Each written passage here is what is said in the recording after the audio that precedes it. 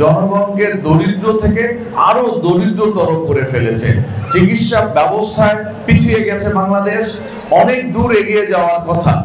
এখন আমাদের নেতা জনাব তারেক রহমান বলেছেন 31 দফার ভিত্তিতে যদি আমরা দেশ পরিচালনা করার সুযোগ পাই তাহলে কি হবে, সবার জন্য স্বাস্থ্য সেবা নিশ্চিত করা হবে, সবার জন্য শিক্ষা ব্যবস্থা নিশ্চিত করা হবে, সবার জন্য এবং ভালো চিকিৎসা ব্যবস্থা, ভালো শিক্ষা ব্যবস্থা।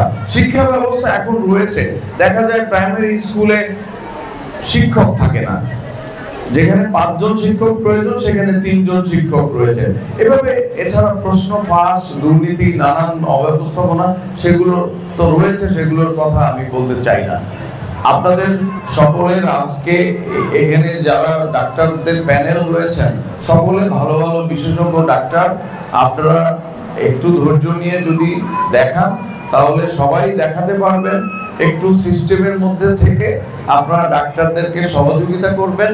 এখানে আমাদের অনেক ভালো টেকনিশিয়ান রয়েছে এবং ভালো ডাক্তাররা রয়েছে, তারা আপনাদেরকে যত্ন সহকারে চিকিৎসা নেবেন।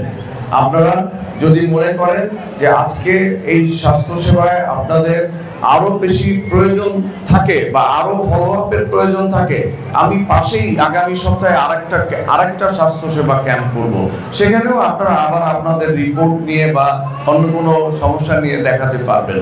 সুতরাং আমরা শুধু কথার মধ্যে দিয়ে নয়, কাজের মধ্যে দিয়ে প্রমাণ করতে চাই যে বাংলাদেশ জাতীয়তাবাদী দলের প্রত্যেকটা নেতাকর্মী মানুষের পাশে থাকার চেষ্টা করে।